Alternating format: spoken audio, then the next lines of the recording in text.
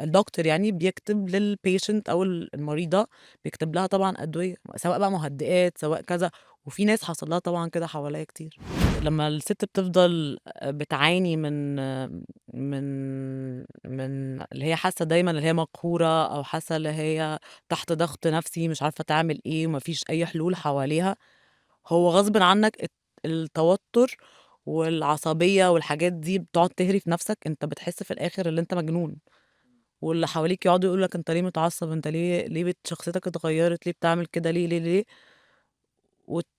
وتقتنع في الآخر اللي أنت بقيت شخص تاني من كتر المشاكل اللي عمّالة بتحصل حواليك، وأنت ما بتاخدش أي step you're being negative about it وبتستحمل وبس.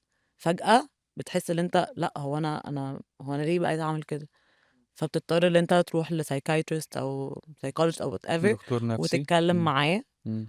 وتبدأ بقى تشوف المشكلة فين. وساعات في بعض الsituations أو المواقف، الشخص ده الدكتور يعني بيكتب للpatient أو المريضة، بيكتب لها طبعًا أدوية، سواء بقى مهدئات، سواء كذا، وفي ناس حصل لها طبعًا كده حواليّا كتير. يعني